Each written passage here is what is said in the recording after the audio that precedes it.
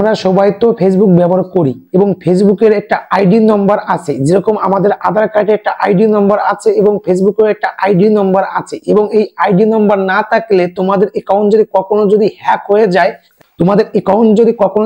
হয়ে যায়, ওই অ্যাকাউন্ট তুমি জীবনেও রিটার্ন আনতে পারবে না। এবং তোমাদের অ্যাকাউন্টের যদি নম্বর থাকে এবং সেই নম্বর দিয়ে তুমি ফেসবুকের সঙ্গে কন্ট্যাক্ট করে ওই আইডি তুমি রিটার্ন আনতে পারবে। ফেসবুকে অ্যাপ্লিকেশনটা ওপেন করবে, ওপেন করার পরে এখানে দেখবে তোমাদের লোগো আছে, লোগোতে এটা ক্লিক করবে। ক্লিক করার পরে এখানে একটু নিচে দিকে আসবে, আসার পরে এখানে দেখো লেখা আছে প্রোফাইল ব্লগ।